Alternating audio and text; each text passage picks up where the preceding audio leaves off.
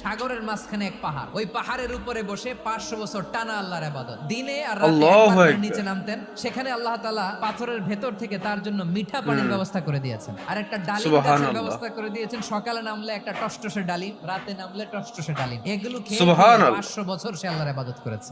আল্লাহর দরবারে কিয়ামতের কঠিন ময়দানে যখন লোকটা হাজির হয়ে যাবে, আল্লাহ বলবেন 500 বছর ইবাদত করছে তো আমার দয়ায় আমার বান্দারে জান্নাত দাও। এই বান্দা বলে বালবি আমালি, আল্লাহ তোমার দয়া লাগবে কেন? আমি আমার আমল দিয়ে জান্নাতে যেতে চাই। আল্লাহ বলবেন তাই ঠিক আছে, বোকা। তোমার 500 বছরের ইবাদত এক পাল্লায় রাখো। আর আল্লাহ বললেন আমি যে দয়া করে সৌন্দর্য দেখার জন্য তোমারে দুটা চোখ দিয়েছিলাম, দুটা নয় একটা চোখ আরেক পাল্লায় রাখো। রাখা হবে, দেখা যাবে ওই 500 বছরের ইবাদত হালকা হয়েছে আর মুহূর্তের মধ্যে আল্লাহর দেয়া একটা চোখের নেয়ামত ভারী হয়ে গিয়েছে।